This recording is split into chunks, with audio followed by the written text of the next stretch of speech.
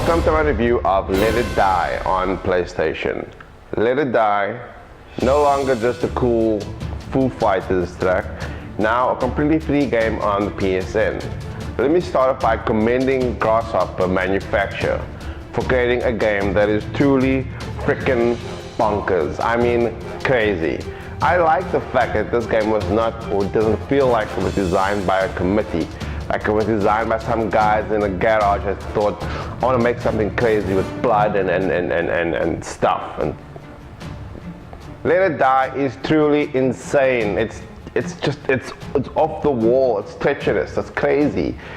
I like the fact that it's a little bit Jet Set Radio mixed with God of War, that it gets its plot heavily from The Running Man, with action scenes that are strangely reminiscent of Attack on Titan. It's just dismemberment and blood and showers of blood and blood. There's so much blood.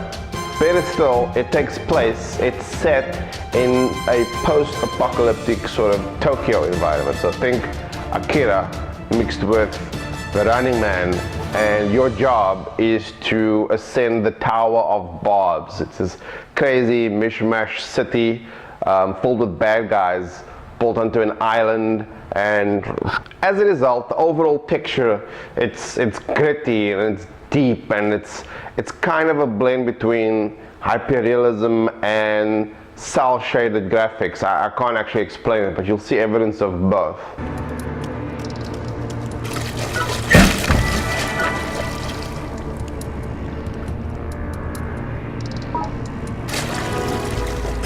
If anything, it's a testament to how much you can still get out of the Unreal 4 engine. Now, the gameplay can get monotonous after a while, but when every punch and projectile connects with such satisfaction, it helps to forgive it for being a hack and slash after all. Back to the texture, the plot. The plot loosely entails being in control of a kind of a reanimated soldier slash corpse, of which there are many, male or female, in similar shapes and sizes.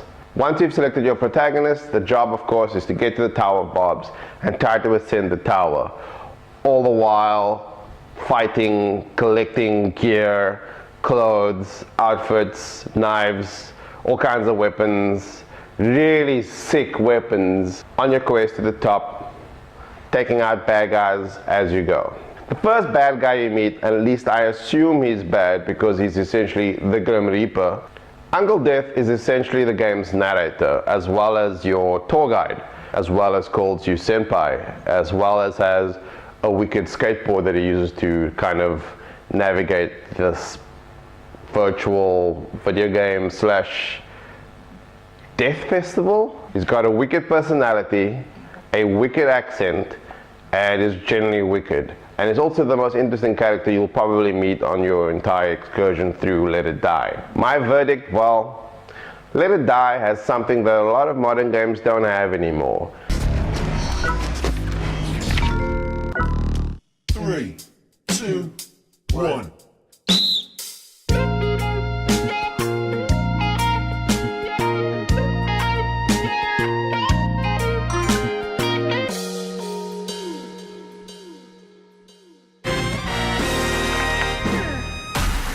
While it's not perfect, I think Let It Die's biggest charm is the fact that it doesn't feel like it was regurgitated at a boardroom meeting like a lot of modern games. Instead, it was built from the ground up to be what it is now. Sure, there's a paywall if you really want to progress really quickly in the game, but it's funny right from the start. In fact, I'd argue the first 5 hours of Let It Die is its best, when you're first ushered into the waiting room, this awesome venue where girls on poles are offering you mushrooms, and there are vendors and little sub games and just death devices and pools and mushrooms everywhere.